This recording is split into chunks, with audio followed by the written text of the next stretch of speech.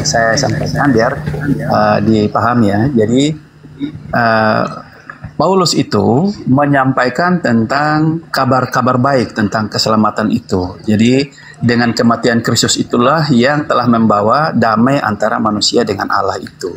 Ya, jadi apa yang disampaikan Paulus itu jelas bahwa benar-benar itu dari Roh Kudus. Dan kok bertentangan? Roh Kudusnya kok bertentangan dengan Yesus, Bang? Yesus mengatakan barang siapa yang meniadakan hukum Taurat meskipun yang paling terkecil lalu mengajarkan kepada orang lain, maka dia akan menempati neraka. Itu di mana, Matius 19. Matius 5 nomor 19. Oke, kita baca saja ya Bang Suma ya. Iya, silakan. Tadi saya sudah baca itu, silakan. Biar di Matius 5 nomor 19. Oke. 19. Ya, ini perikopnya tentang garam dunia dan terang dunia. Bukan ya, Yesus dan hukum Taurat ya. Oke. Ayat 19. Karena itu siapa yang meniadakan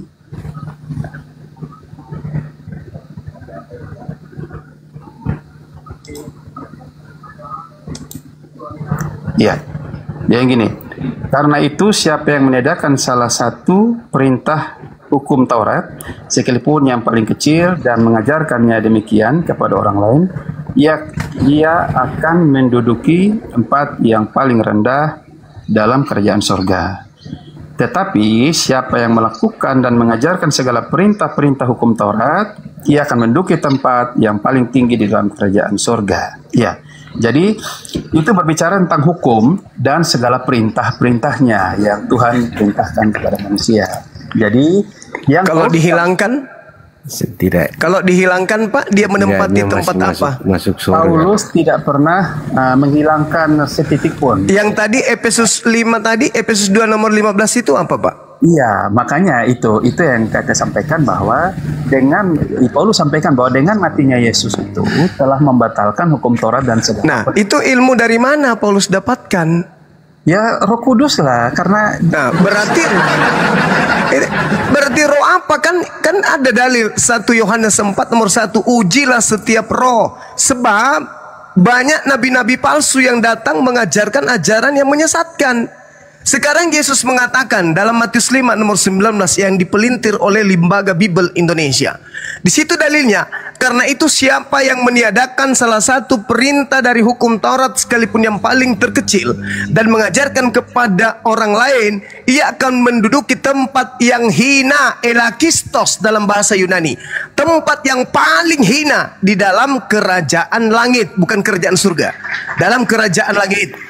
Tetapi siapa yang melakukan dan mengajarkan segala perintah-perintah hukum Taurat, ia akan menduduki tempat yang tertinggi di dalam kerajaan langit. Bukan surga Pak. Kerajaan langit. Kerajaan langit itu ada dua. Ada surga, ada neraka. Kata Yesus, barang siapa yang meniadakan meskipun yang paling terendah dan mengajarkan kepada orang lain, maka dia akan menempati tempat terhina di dalam kerajaan langit. Artinya, Paulus dengan mendoktrin Kristen, mengajak orang Kristen meninggalkan hukum Taurat dengan mengatakan Yesus menjadi tumbal untuk menghilangkan segala perintah-perintah Tuhan yang ada dalam hukum Taurat, maka orang-orang Kristen akan menempati tempat terhina dalam kerajaan langit menurut pengakuan Yesus dalam Matius 5 nomor 19. Itu data. Jangan Anda mengatakan tidak bertentangan.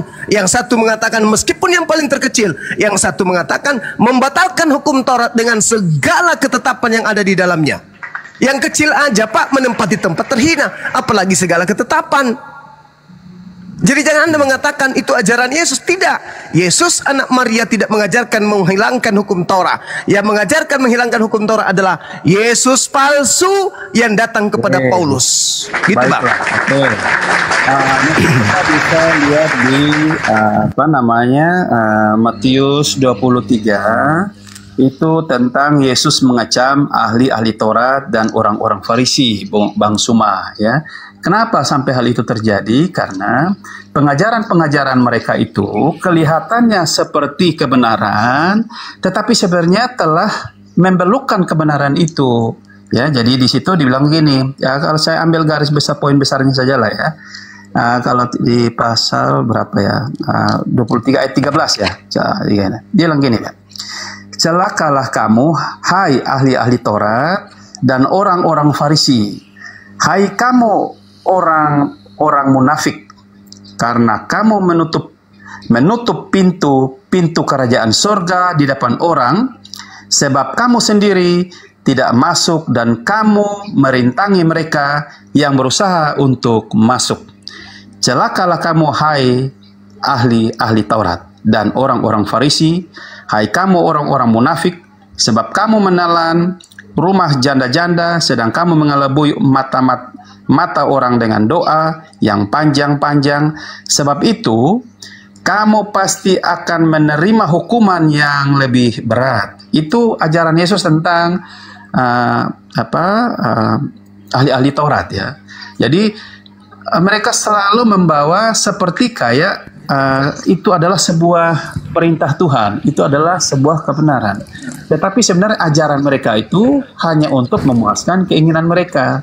Itu siapa itu, Pak? Yang dimaksud mereka di situ orang Farisi ahli Taurat itu siapa? Ya, untuk bangsa Yahudi sendiri kan. Jadi orang-orang Paulus, yang termasuk Paulus kan? Jadi begini semuanya bukan harus termasuk kita. Harus jujur. Coba Anda bukan Anda, emang Anda ahli Taurat, emang Anda itu orang Farisi, ada-ada aja. Celakalah kamu, hai ahli-ahli Taurat dan orang-orang Farisi, hai orang munafik, sebab kamu mengarungi lautan dan menjelajahi daratan untuk mentobatkan satu orang saja menjadi penganut agamamu, dan sesudah ia bertobat, kau menjadikan dia orang neraka dan 2 kali lebih jahat daripada kau sendiri. Pertanyaan saya, siapa orang Yahudi, orang Farisi yang meninggalkan Yerusalem, menyeberangi lautan, menjelajahi daratan, mentobatkan orang-orang Roma? Itu siapa, Pak? Paulus. Nah itu. Kalau bukan Paulus lalu siapa? Iya, jadi itulah yang Yesus sampaikan, supaya benar-benar apa yang disampaikan Paulus itu benar-benar datangnya dari Tuhan. Jadi bagaimana ceritanya datang dari Tuhan, Pak? Paulus itu Tuhan yang mana yang datang kepada Paulus membatalkan hukum Taurat? Tuhan, Pak, sabar. Tuhan, Pak, ketika dia datang kepada Nabi Musa, apa yang diterangkan kepada Nabi Musa? Di dalam Kejadian 17 nomor 14, barang siapa yang membatalkan sunat kulub, maka bunuhlah, karena dia telah membatalkan perjanjian kekalku. Itu perintah Tuhan. Yang datang kepada Paulus, Galatia 5 nomor 2, barang siapa yang menyunatkan kulubnya, maka Yesus Kristus tidak berguna baginya. Itu siapa yang perintahkan seperti itu, Pak? Oh, itu tentang bersunat ya. Ya kan Anda tadi mengatakan bahwa yang berfirman kepada Paulus itu adalah Tuhan. Padahal, Pak, kalau Anda menyanjung Paulus dan menyanjung kemudian ajaran Paulus, lalu kenapa Paulus bertaubat kemudian mengajarkan agama Kristen ketika dia kembali ke Yerusalem? Kenapa dia bertaubat? Di dalam Kisah Para Rasul 21, Pak, nomor 15 sampai nomor 26, Paulus nyata bertaubat dari mengajarkan tidak bersunat. Baca Para Rasul 21 nomor 15 sampai 26, Paulus bertobat. Malah Paulus ketika bertobat mempersembahkan persembahan yang diajarkan oleh Nabi Musa.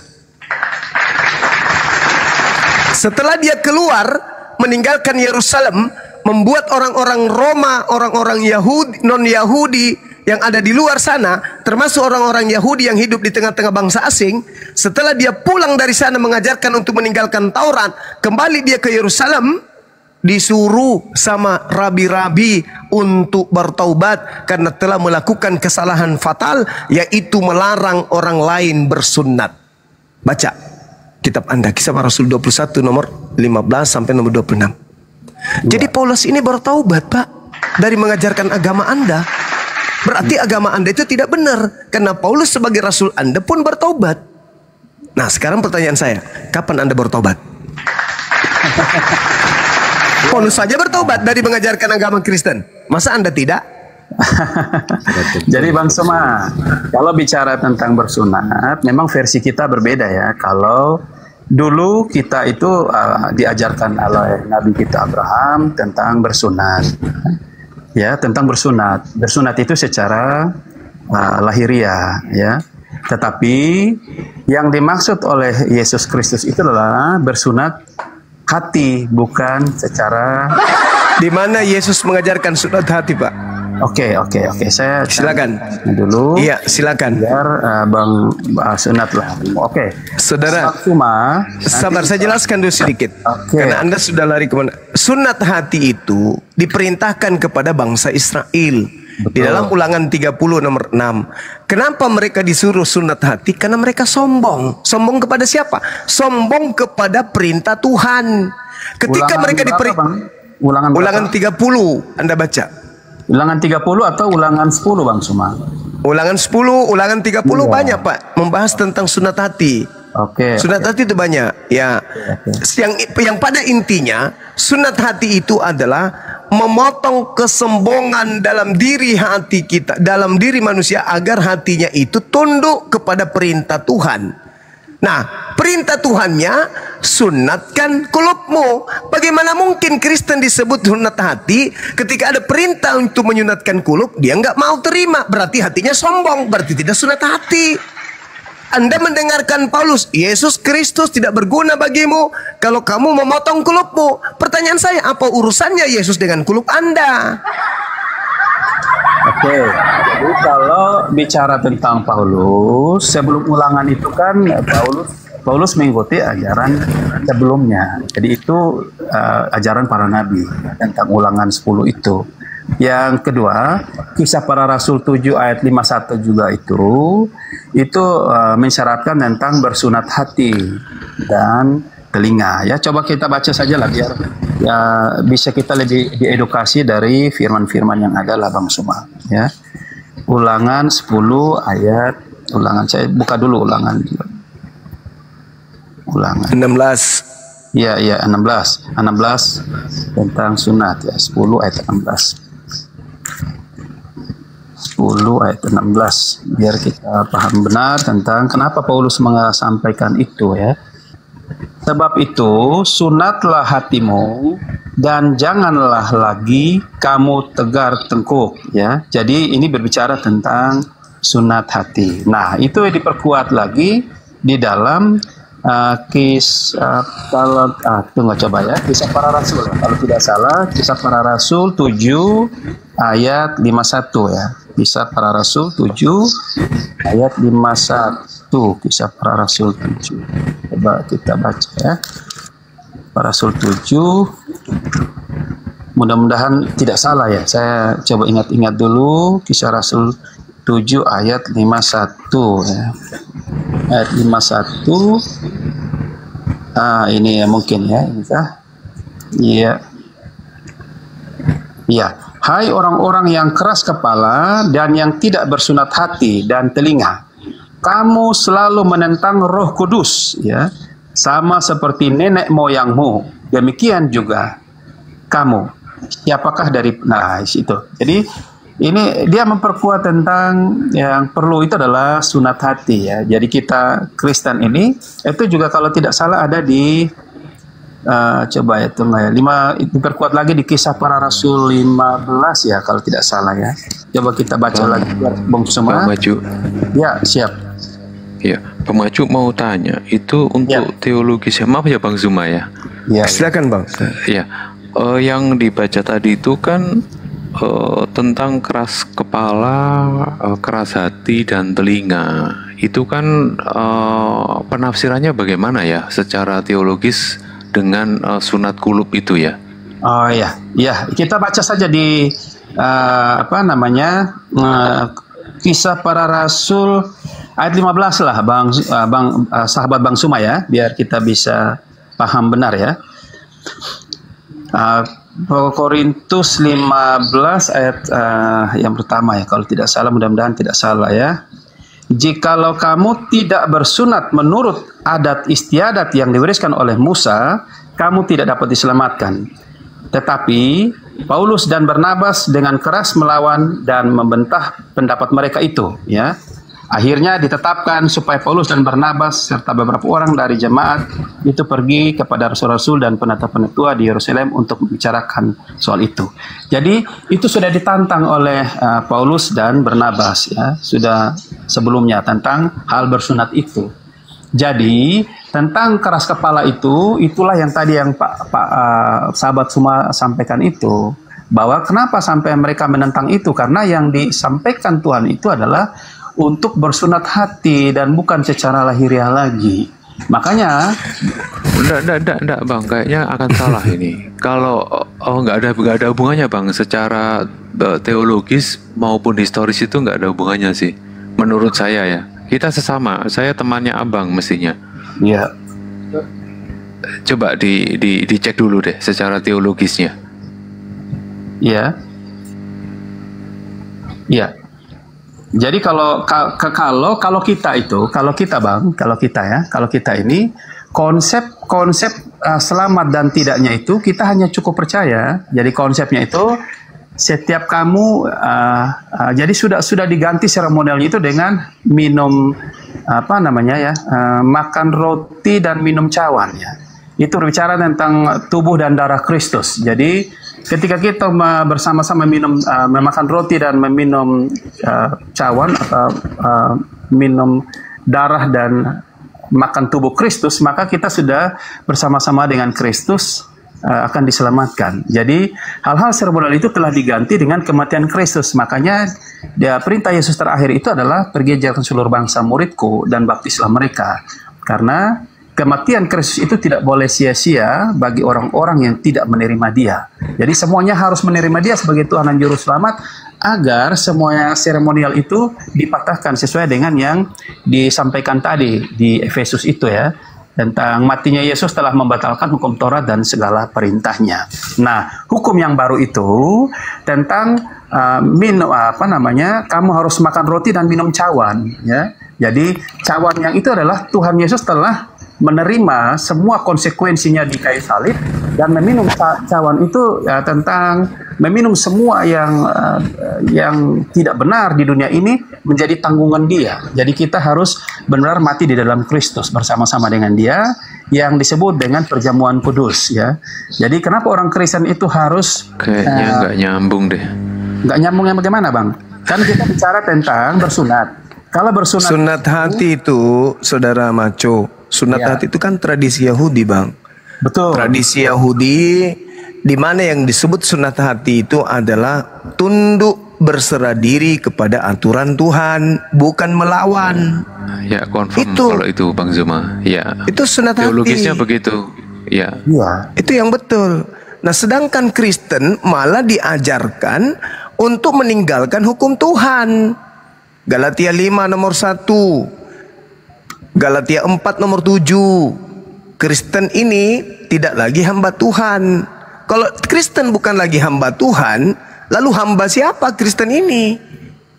Sedangkan Tuhan itu memerintahkan kepada umatnya untuk bertekun dengan setia menjalankan segala ketetapan, ketentuan, hukum-hukum yang datang kepada para utusannya.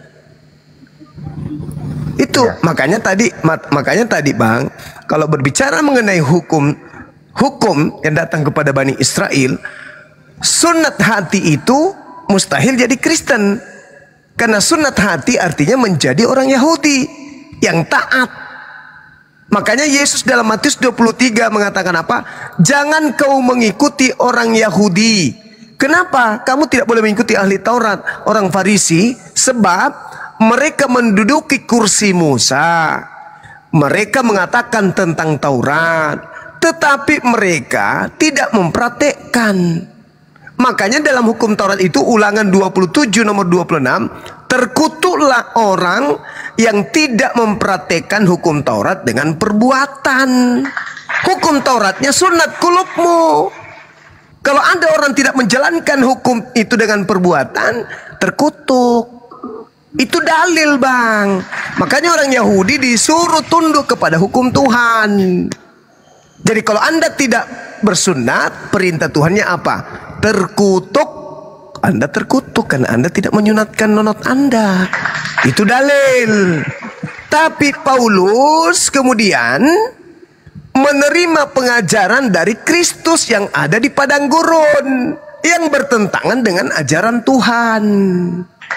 Makanya Yesus mengatakan, waspadalah kepada penyesat yang datang kepadamu dengan memakai namaku Kristus dan berkata, akulah Kristus. Mereka akan menyesatkan banyak orang. Makanya tadi polanya awal, Bang, salib itu kutuk atau berkat. Al-Quran mengatakan kutuk, kitabnya orang Yahudi mengatakan kutuk, Kristen mengatakan di kitabnya kebodohan. Salib adalah kebodohan. Bukan kebodohan, Bang. Kebodohan Salib adalah tidak. Salib adalah kebodohan. Bukan, Bang. Ya, coba kita baca ya.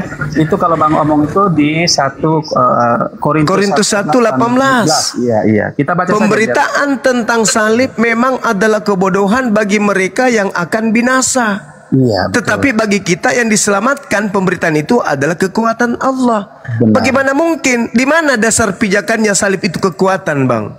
Iya, jadi Maksudnya gimana?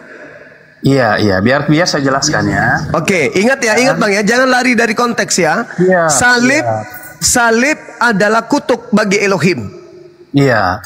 Jadi Silakan. Jadi begini, dengan kematian Kristus itu, maka salib itu menjadi kekuatan kita. Jadi disitulah dikatakan Yesus Kristus itu, dia pesannya begini ya.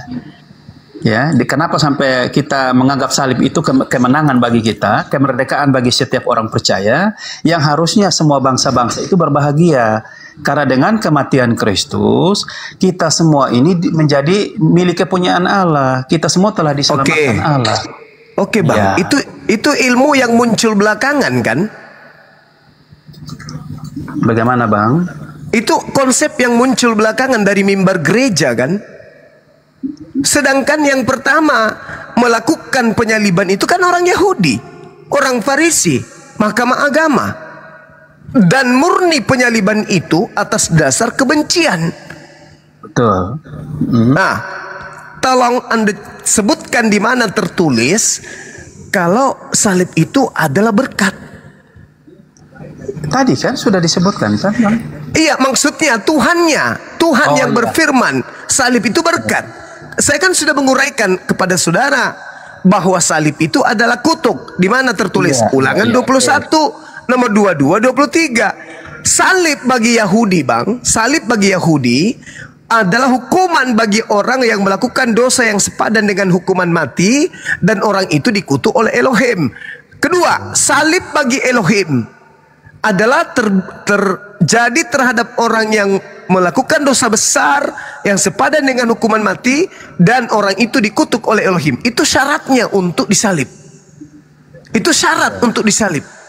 Pertanyaannya yang sederhana, apa dosa yang dilakukan oleh Yesus anak Maria yang sepadan dengan hukuman mati sehingga dia layak untuk dikutuk oleh Elohim? Ada nggak dosa Yesus? Silakan. Saya jawab ya, Bang Suma, yang baik hati dan semua pendengar yang baik ya. Kenapa kita begitu bangga sekali Yesus Kristus itu harus mati di kayu salib dan akhirnya kita menjadi diselamatkan. Bukan bangsa Israel saja ya, tapi kita diselamatkan. Coba kita baca di kalau tidak salah Yohanes ya. Coba di Yohanes dulu lah.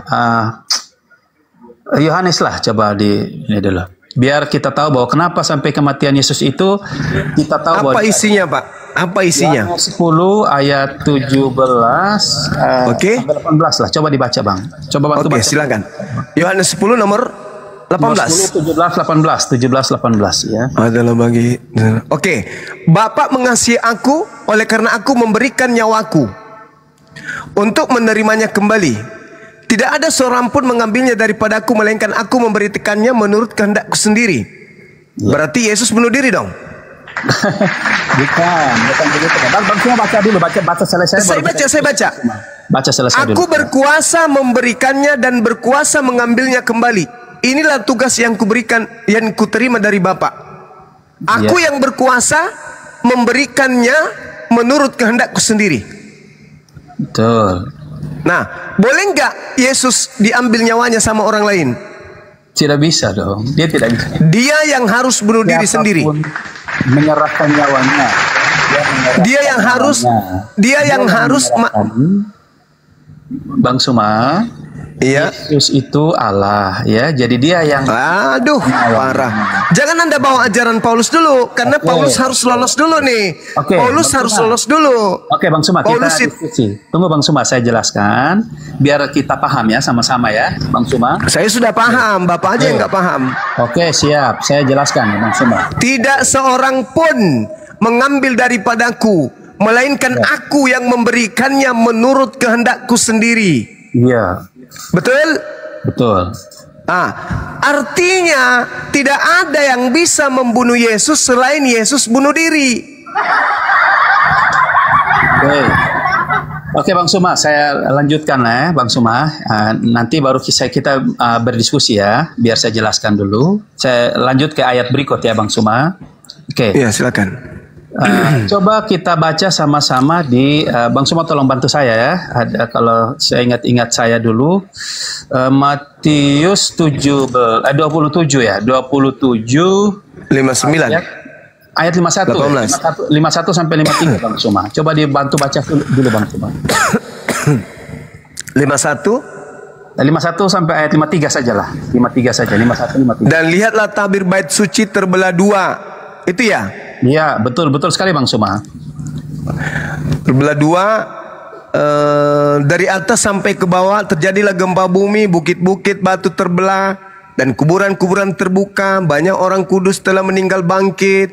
Kemudian 53-nya, dan sesudah kebangkitan Yesus, mereka pun keluar dari kubur, lalu masuk ke kota kudus dan menampakkan diri kepada banyak orang. Apa yang Anda ingin jual di sini? Iya Bang Suma.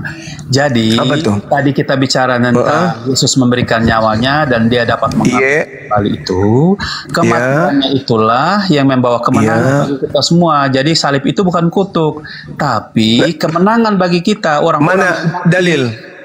Dalilnya kan orang-orang mati kan, orang-orang kudus kan bangkit ya, dan masuk dalilnya Pak, dalilnya mana bahwa salib itu adalah berkat? Itu dalilnya di mana? Ini kan kita bicara tentang Yesus setelah mati di kayu salib kan Bang Suma, yang memberikan. Kalau yang saya baca Bang, Matius 20 itu menggenapi nubuat Pak, di dalam Lukas 21 nomor 8.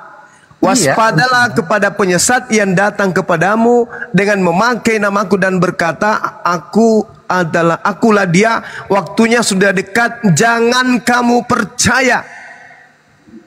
Penyesat itu datang dengan memakai namaku dan berkata, waktunya sudah dekat, jangan kau percaya. Apa tanda-tanda kemudian datangnya penyesat itu? Itu tadi, kuburan terbelah, terjadi gempa bumi. Coba Anda baca di dalam Lukas 21 nomor 8, nomor 9, nomor 10, nomor 11, nomor 12. Endingnya di nomor 12 Pak. Namun sebelum semua itu terjadi, terlebih dahulu kamu ditangkap, kamu disesak, kamu dianiaya, kau dimasukkan ke dalam rumah-rumah ibadah, kau diperhadapkan kepada raja-raja. Sebelum terjadi penyesat itu datang, terlebih dahulu kamu ditangkap dan aniaya. Pertanyaan saya Pak, siapa yang melakukan terhadap murid-murid Yesus ini? Iya. Kok iya Pak? Siapa yang melakukan penganiayaan terhadap murid Yesus ini, siapa? Ya, salah satunya adalah Paulus sebelumnya. Bagus. Yang benar-benar itu jawabannya. Sebelum penyesat itu kemudian menyesatkan, terlebih dahulu dia menangkap murid-murid Yesus. Makanya saya tadi tergelitik ketika Bapak mengatakan, sabar dulu, nanti gantian kita. Saya tergelitik ketika Bapak mengatakan Yesus itu memang harus mati. Artinya Kristen ini sama seperti setan yang menginginkan, sabar, jangan tertawa dulu, yang menginginkan kematian terhadap Yesus. Yesus mengatakan di dalam Yohanes 8:37 sampai nomor 44, yang ingin membunuh Yesus itu adalah anak-anak setan. Bapak barusan mengatakan Yesus itu memang harus mati. Berarti Bapak ini bagian daripada anak-anak setan. Iblislah yang menjadi bapakmu dan kamu mau melakukan keinginan-keinginan bapakmu. Kepada siapa Yesus mengatakan itu? Kepada orang-orang yang ingin membunuh Yesus. Hanya iblis Pak yang mau Yesus itu mati. Kalau pencipta langit dan bumi tidak mau Yesus itu mati, nggak mau. Iya. Makanya tema kita salib itu kutuk Tuhan atau berkat Tuhan. Kalau saya sudah menyajikan salib itu adalah kutukan Tuhan. Mana dalilnya? Di dalam Ulangan 21, 22, 23. Al-Quran surah Al-Maidah ayat 33. Sekarang tugas Anda, di mana salib itu adalah berkat Tuhan? Dalil yang kita butuhkan. Iya.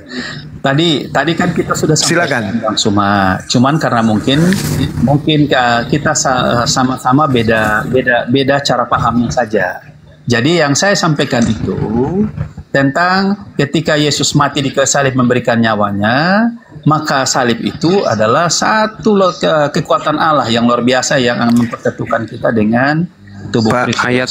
Ayatnya bang, di mana mungkin Bang Zuma kita jelaskan dengan ayat mungkin akan lebih jelas gitu maksudnya. Coba. Saya sudah jelaskan di Yohanes 10 ayat 17 sampai 18, cuman beda kita pemahaman. Yang kedua ada di Matius 27 ayat 51 sampai 53. Yesus waktu dia mati orang-orang kudus naik ke surga. Terus yang berikut Bang Suma, coba kita kalau yang Wahyu 20 ayat 6 lah Bang Suma ya. Jadi yang saya minta ya, perkataan Tuhan Elohim. Ya. Perkataan Tuhan Elohim yang mengatakan salib itu kutuk. Ingat Pak ya, salib itu hukuman orang-orang Yahudi dan orang-orang Roma. Orang Roma menyalib seseorang itu karena penjahat nasional. Orang Yahudi menyalib orang itu karena melakukan dosa besar yang sepadan dengan hukuman mati yang dikutuk oleh Tuhan. Itu cuman ada dua yang melakukan hukuman salib. Orang Yahudi karena hidup di bawah pemerintahan Roma, dan orang Roma yang memang itu adalah cara menghukumnya. Nah sekarang salib ini di Kristen adalah lambang keselamatan. Sedangkan salib itu asalnya dari Yahudi dan Roma. Roma menyalib seseorang karena penjahat. Yahudi menyalib seseorang karena dikutuk. Iya. Nah sekarang kenapa bisa jadi berkat di Kristen? Kalau Anda mengambil data misalnya dalam Yohanes 10 nomor 18-19, itu tidak ada korelasinya di sana. Yesus memang mati-matian memperjuangkan, rela dia mati di hadapan Tuhan, menyerahkan nyawanya demi mengajarkan ajaran Tuhan kepada Bani Israel. Tidak ada nabi pengecut Pak. Yesus mengatakan tidak seorang pun yang dapat mengambil daripadaku nyawaku, melainkan aku memberikannya menurut kehendakku sendiri. Tidak ada. Berarti ketika orang-orang Yahudi, ahli Farisi, mahkamah agama, orang Roma berkongkok-kongkok karena dengki ingin membunuh Yesus, apakah berhasil? Tidak Pak, tidak berhasil. Karena yang bisa mengambil nyawa Yesus hanya Yesus itu sendiri, menurut Yohanes 10 nomor 17, 18, 19 yang Anda bawa tadi. 17, 18, sorry. Jadi tidak ada yang bisa mengambil nyawa Yesus. Sedangkan di dalam Yohanes 11 nomor 53, mulai hari itu mereka sepakat mengambil nyawa Yesus alias membunuh Yesus. Ada nggak yang bisa mengambil nyawa Yesus? Ada nggak yang bisa membunuh Yesus? Nggak ada. Kata Yesus di dalam Yohanes 10 nomor 17, 18, tidak ada yang bisa mengambil nyawaku, tidak ada yang bisa membunuhku kecuali aku sendiri. Iya, jadi di dalam salib itu memang membawa sukacita ya bagi orang Kristen ya. Jadi di situ memang orang-orang yang melihat kematian Yesus itu seperti saya ini sangat bangga dan sangat bersyukur. Itu bisa kita lihat di Efesus ya. Coba kita baca di Efesus saja lah Bang Suma biar kita paham ya. Efesus 2 ayat ya udah selesai itu Pak, udah selesai. Kesimpulan saya gini, kita buka lagi di Kolose lah Bang Suma coba kita buka. Selesai Pak. Kalau berbicara mengenai surat-surat Paulus ya, itu sudah selesai, udah tamat. Paulus adalah orang yang mengajarkan kematian di atas salib itu bukan kutuk tapi berkat. Iya. Itu udah selesai. Nah sekarang firman Tuhan yang mengatakan salib itu berkat itu di mana tertulis? Iya. Coba kita baca di Ibrani lah, Ibrani 12. Ibrani itu penulisnya sampai hari ini kita tidak ketahui siapa. Yang saya tanya firman Tuhannya Pak.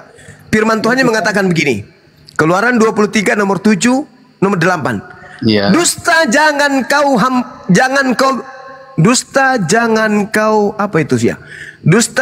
kau sebar-sebarkan. Iya. Orang yang benar jangan kau bunuh. Orang yang tidak bersalah jangan kau bunuh. Sebab aku Tuhan tidak akan membenarkan orang yang bersalah. Kalau Tuhan sudah mengunci seperti itu, Pak, dan Yesus ini orang benar, Yesus ini orang yang tidak bersalah, lalu atas dasar pijakan apa Anda senang atas kematian Yesus?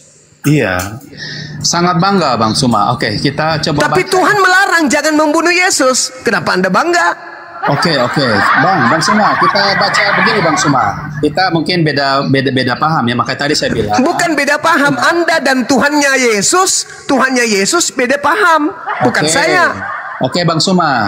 Makanya tadi saya pembuka itu saya sampaikan bahwa untuk memahami konsep Alkitab harus ada Roh Kudus dulu dalam hidup kita. Inilah, coba. Sekarang saya tanya tentang Roh Kudus, Pak. Roh Kudus ini bertentangan dengan Tuhan atau melawan Tuhan? Bagaimana? Ayo, Roh Kudus yang Anda maksud ini melawan Tuhan, melawan Tuhan atau taat kepada Tuhan? Roh Kudus, ingat Pak, Yohanes 6:16 kata Yesus di data nomor 7, 8, 9, 11, 12 dan juga 13-nya, Roh Kudus tidak berkata-kata dari dirinya sendiri, melainkan apa yang didengarkan dari Tuhan, itulah yang disampaikan. Nah sekarang Tuhannya berfirman, jangan kau membunuh orang yang benar, jangan kau membunuh orang yang tidak bersalah. Berarti Roh Kudus harus tunduk kepada perintah itu. Roh Kudus yang Anda maksud, Roh Kudus yang bertentangan dengan Tuhannya Yahudi, atau Roh Kudus yang justru tunduk kepada Tuhannya Yahudi? Mana yang Anda maksud Roh Kudus ini? Jangan-jangan roh setan? Oke, itunya. Kita kalau bicara Roh Kudus, Bang Suma, Roh Kudus itu datang ke dunia itu karena diutus oleh Allah dalam nama Yesus Kristus, Bang Suma. Yesus Kristuslah yang meminta Roh Kudus itu datang ke dunia. Jadi apa yang disampaikan Paulus itu adalah rohnya Tuhan, ya, karena Roh Kudus, karena Yesus yang meminta untuk menyertai semua orang percaya. Rohnya Tuhan, rohnya Tuhan bertentangan dengan Tuhan nggak? Ya tidak mungkin dong Bang Suma. Tidak mungkin. Ya. Sekarang Tuhan melarang membunuh orang yang tidak bersalah. Ya. Boleh nggak Yesus dibunuh menurut Roh Kudus?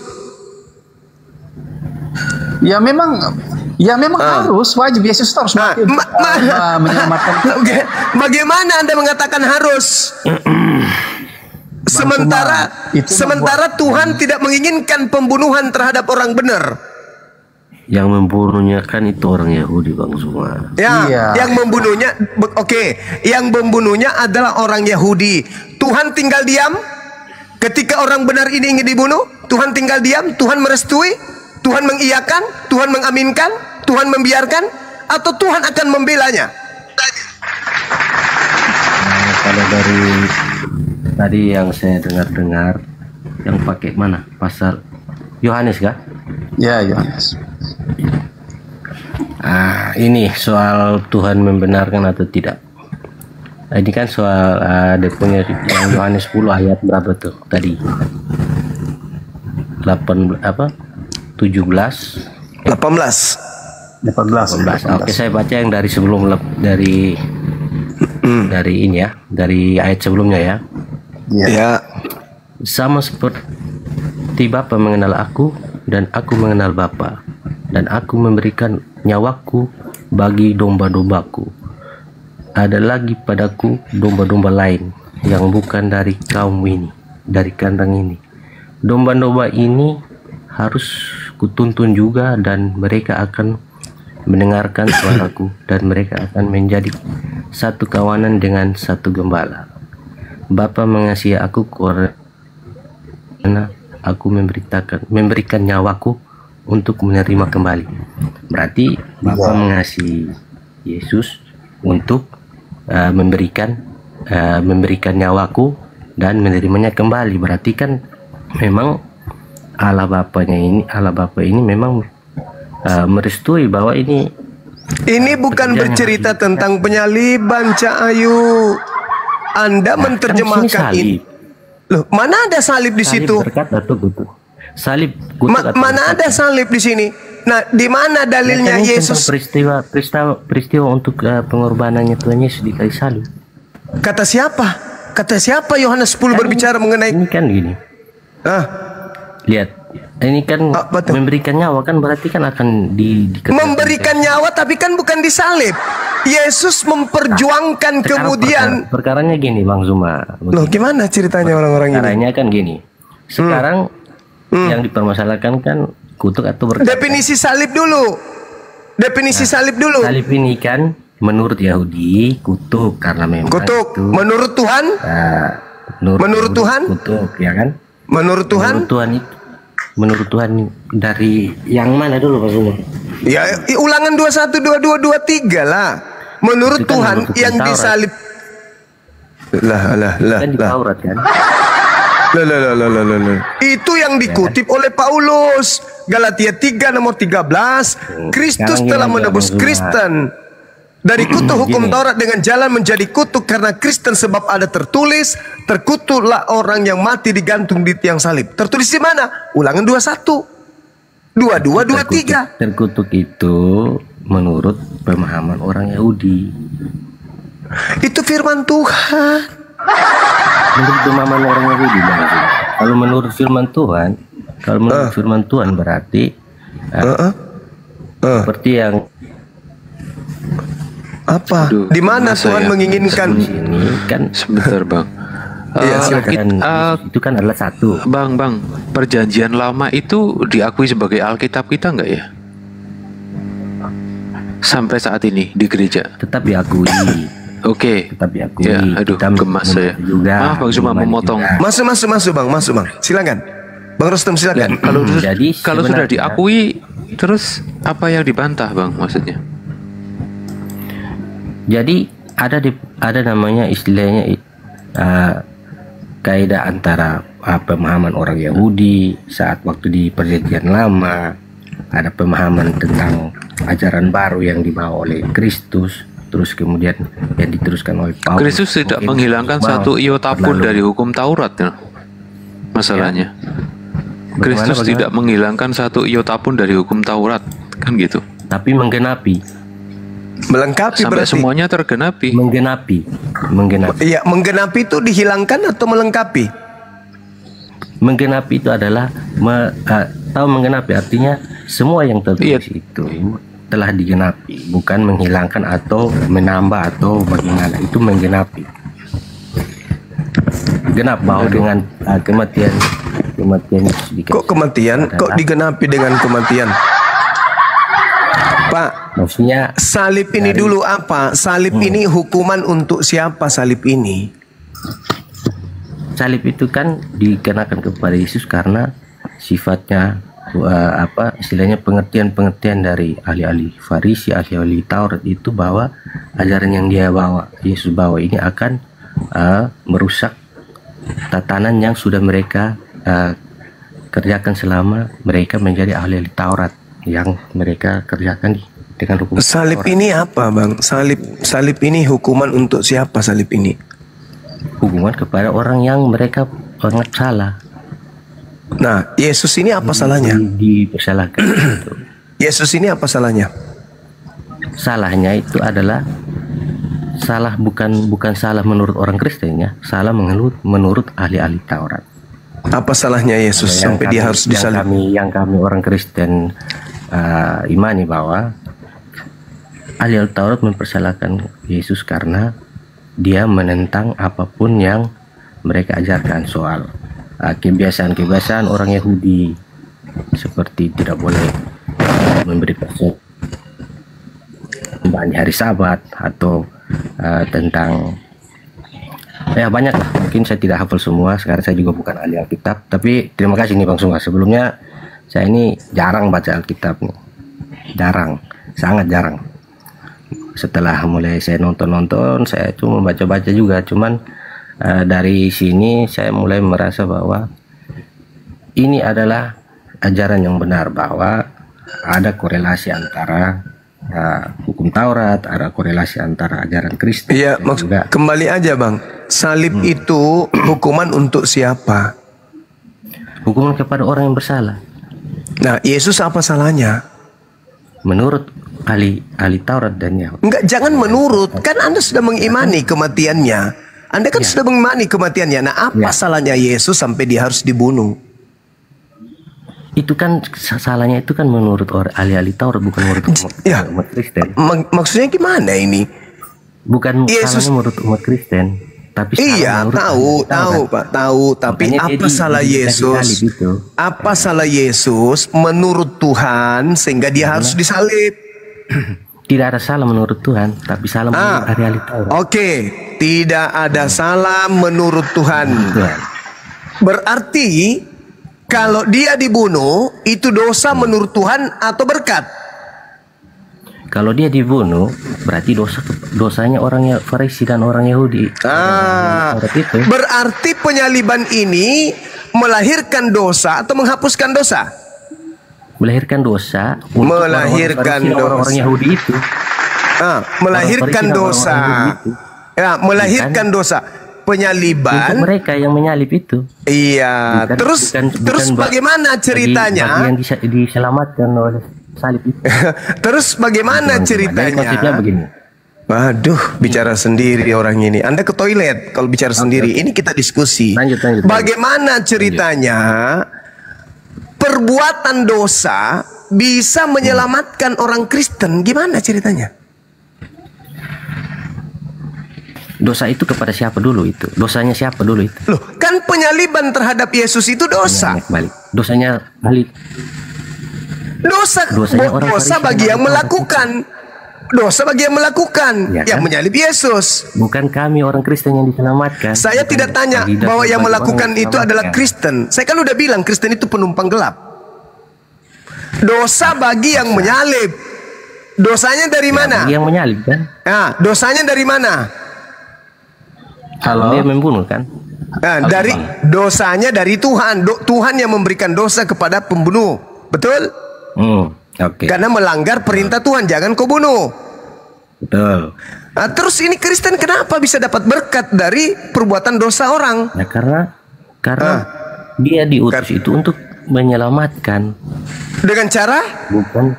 Dengan cara? Mereka mengampuni dosa, menyelamatkan. Dengan cara apa Yesus diutus menyelamatkan, dengan cara apa? Dia dikutuk menurut orang Yahudi, disalib, ya kan? Bukan. Abang ini oleh orang Yahudi Farisi. Berarti dosa. Dengan dosa, ya kan? Berarti dosa. Pembunuhan terhadap Yesus itu. Sabar. Tujuannya untuk menyelamatkan Kristen. Orang-orang yang beriman kepada Yesus Kristus. Gitu. Oh, berarti pembunuhan yang mengakibatkan dosa kepada orang Yahudi, pelaku pembunuhan, itu adalah keselamatan untuk Kristen, gitu. Bukan penyelamatnya itu pembunuh. Berarti sebenarnya di sini bukan Yesus juru selamat Anda, tapi juru selamat Anda adalah orang yang membunuh Yesus. Itu yang betul. Bukan. Loh. Salah. Konsepnya bagaimana? Salah. Coba salah. Coba pikir logikanya ya. Ini kita nurut ya. Ini menurut ya. Ya nggak usah terlalu berbelit-belit, Bang, langsung aja. Yesus diutus apa? Untuk mendamaikan manusia dengan Allah. Dengan cara apa? Setelah dia mengajarkan tentang keimanan, maka timbullah iri hati dan enggak, dia diutus oleh Tuhan. Enggak usah banyak sandiwara. Dia diutus oleh Tuhan ke bumi ini untuk mendamaikan manusia dengan dosa, dengan Tuhan. Dengan cara apa? Sabar dulu, sabar. Jangan nggak bisa. Ke sana. Nggak, bukan di sini, bukan gereja. Kalau misalnya di sini bukan gereja, Bang. Iya, karena Anda ingin melilit lidah supaya kami bisa tertipu dengan pola Anda. Saya sudah paham. Anda ingin mengatakan bahwa Kristen bisa diselamatkan karena salib, betul? Tidak. Lalu karena apa? Karena pengorbanan Tuhan Yesus. Apa itu pengorbanan? Salib. Pengorbanan apa itu? Bahwa dia menyerahkan nyawanya. Dia disalib karena siapa? Dia disalib karena siapa? Karena iri hati dan berarti keselamatan Anda, berarti keselamatan Kristen berasal dari perbuatan-perbuatan buruk ahli Taurat. Betul? Tidak, bukan. Tidak lagi. Bukan. Yang mana yang jadi betul? Bagaimana bisa orang kalau misalnya Yesus itu tidak disalib misalnya. Berarti penyaliban itu adalah, dengar, berarti penyaliban itu adalah hadiah dari pelaku maksiat. Bukan. Lalu siapa yang menyalib Yesus? Kan yang menyalib Yesus itu kan ahli Taurat dan ahli Taurat ini melakukan kebenaran atau melakukan kesalahan? Menurut hukum Taurat itu adalah kesalahan. Berarti membunuh adalah melanggar dosa. Kan? Adalah dosa. Dosa mereka. Dosa. Nah sekarang akibat dari dosa yang mereka tanggung, ada nggak yang diselamatkan dari dosa mereka itu? Yang diselamatkan adalah orang-orang yang percaya bahwa orang-orang yang berarti yang menjadi pahlawan di sana, Bang, siapa yang jadi pahlawan di sana? Pembunuh Yesus atau? Karena satu, dia mati. Kok jadi Yesus? Tapi dia bangkit. Kok jadi Yesus? Kenapa pembunuhannya orang Yahudi itu jadinya tidak ada arti? Karena dia bangkit, dia hidup lagi. Oh begitu. Jadi iman kami. Iya, iman gila kalau itu. Misalnya dia jadi mati begini. dan dia mati terus, sabar. Kalau Yesus itu mati dan mati terus, bahwa berarti betul Yahudi, orang Yahudi itu yang berjasa untuk menjadi keselamatan, itu pahlawan bagi kami. Sekarang begini. Tapi karena Yesus mati dan dia bangkit, maka begini, saudara, jangan bicara sendiri, Bang. Jangan, saudara, daripada saya turunkan Anda, mending kita diskusi. Jangan bicara sendiri. Anda turun kalau gitu, kalau Anda bicara sendiri, Anda ke gereja. Sekarang begini, bisa nggak Yesus? Woi, Bahlul, bisa nggak Tuhan kau itu bangkit dari kubur kalau tidak dibunuh dulu? Talal. Sudah bodoh sombong. Kalau bodoh mau belajar nggak apa-apa. Ini bodoh Bahlul. Oh enggak, kalau dia mati terus nggak bangkit, berarti itu sia-sia. Sekarang pertanyaannya, kalau dia tidak dibunuh bisa bangkit nggak dari kematian? Dasar pemakan babi, otak nggak berfungsi. Udahlah, capek pun gak ada yang pintar orang Kristen ini memang. Udah ditakdirkan menjadi bodoh. Kau lagi, apalagi. Silakan Dinda Kores. Diskusi Bang Suma. Masih belum mau tidur? Belum Bang Suma, ini masih perlu sama Bang Suma. Enggak, itu sama Bang Kores saja. 1 Korintus 4:10 itu cukup. Lanjut Bang Kores. Iya. Jadi bicara soal kutuk salib itu sebenarnya bisa dilihat juga di Lukas ya. Jadi malaikat sendiri yang menyampaikan kenapa Yesus harus disalibkan walaupun dia tidak berdosa. Karena itu gitu. Malaikat menyampaikan di mana? Malaikat menyampaikan Yesus harus disalib. Menarik ini. Iya, memang ada, dicoba bacalah di Lukas 4 ya. Lukas 4. Lukas 24 ayat 4 sampai 7 lah, ayat 4 sampai 24 dari 4 sampai 7 ya kita 24 ayat 4 sampai 7.